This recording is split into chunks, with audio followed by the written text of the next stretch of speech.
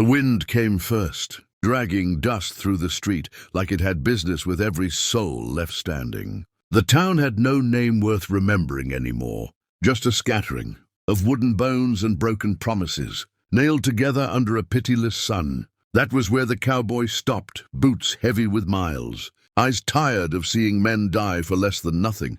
He had ridden alone so long that silence felt like a second shadow. When he saw her sitting on the hay bale outside the boarding house, he didn't think of desire first. He thought of how hunger makes people honest, and how cold makes them brave in ways pride never could. She didn't look up right away. Her hands were busy, smoothing a skirt that had seen too many roads, too many nights spent bargaining with fate. When she finally spoke, her voice was calm, almost resigned, like someone stating the weather.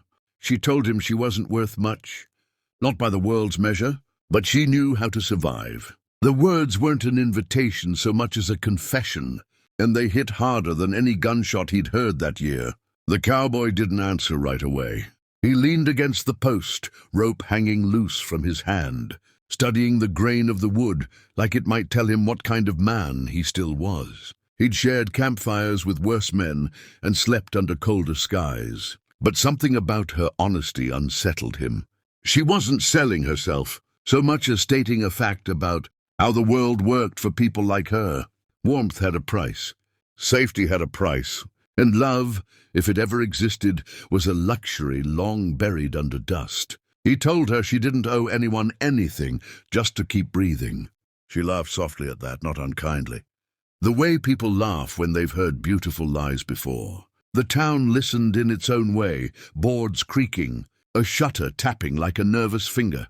Two strangers stood there, both shaped by loss, neither willing to admit how badly they needed rest. They shared the room that night, but not in the way the world would expect. The bed was warm, yes, but the space between them held more weight than touch. They spoke in fragments about roads that led nowhere, about graves with no names, about dreams that used to visit before sleep became dangerous.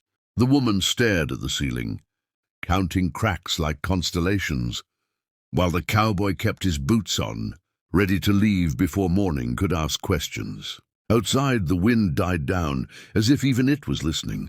In that quiet, something fragile formed, not love, not salvation, but recognition. Two people seeing each other clearly, without bargains, without shame. If this story already has you leaning closer, wondering where broken souls find meaning, don't forget to subscribe, because this is only the beginning.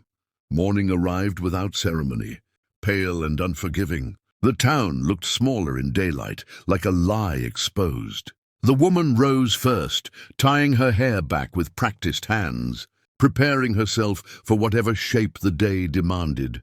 She expected the cowboy to be gone. Men like him never stayed. But when she turned, he was still there, sitting on the edge of the bed, staring at his hands as if they belonged to someone else. He asked her name not because he needed it, but because saying it out loud felt like an act of defiance against a world that erased people daily. She gave it slowly, and in that moment reclaimed something she thought she'd lost. A name meant a past. A past meant she mattered. He told her his too, though no one had spoken it in years. The room felt warmer, and not just from shared heat. Trouble came the way it always did, loud and entitled.